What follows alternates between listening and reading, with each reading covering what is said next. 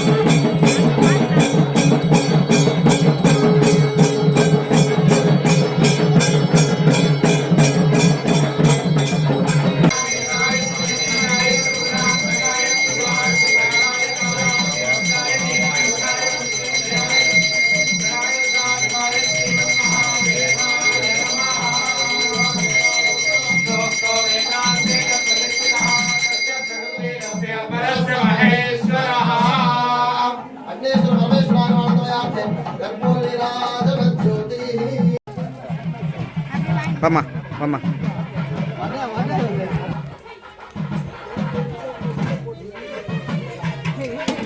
நீ அது வெஸ்ட் வந்து வாங்கி தண்ணி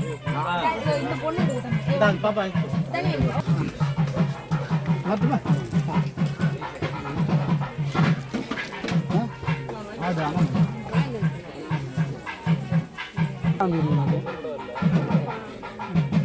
பதையே ஹர ஹர மகாதேவ. எல்லாம் வல்ல ஸ்ரீ காமாட்சி அம்பிகை உடனவர் அக்னீஸ்வர பெருமானின் பெருங்கருணையோடு உலக நன்மை வேண்டி எம்பிரானுக்கு மிகவும் உரித்தமான பால்குண மாதம் என்று சொல்லக்கூடிய பங்குனி மாதத்திலே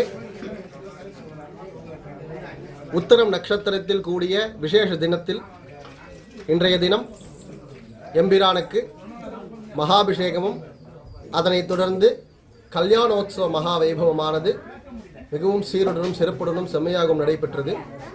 லோகத்தில் உள்ள அனைத்து ஜீவராசிகளும் நோயற்ற வாழ்வுடனும் குறைவற்ற செல்வங்களுடன் இருப்பதன் பொருட்டு காஞ்சி ஸ்ரீ மகா சுவாமிகளின் கருணையோடு அவருடைய அனுகிரகத்திலும்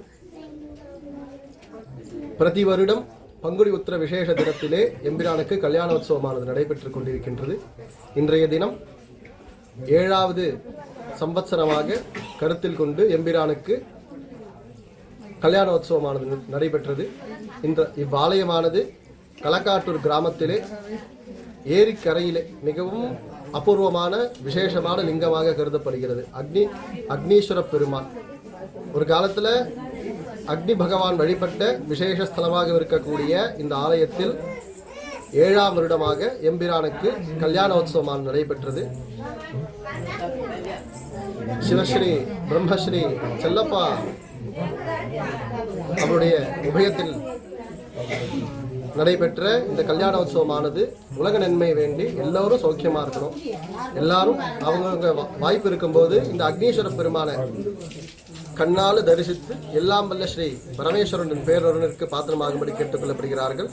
ஆலயமானது மிகவும் பழமையான தொன்மையான ஆலயமாக கருதப்பட்டு ரொம்பவும் பாதுகாக்கப்பட வேண்டிய ஒரு ஆலயங்களில் மிகவும் முக்கியத்துவமான ஆலயமாக விளங்கக்கூடிய அக்னீஸ்வர பெருமானுடைய அனுகிரகத்தை பெற்று எல்லாம் வல்ல ஸ்ரீ அக்னீஸ்வர பெருமானின் பேரொருவனுக்கு பாத்திரமாகும்படி கேட்டுக்கொள்ளப்படுகிறார்கள். நம பார்வதி மதயே ஹர ஹர மகாதேவ.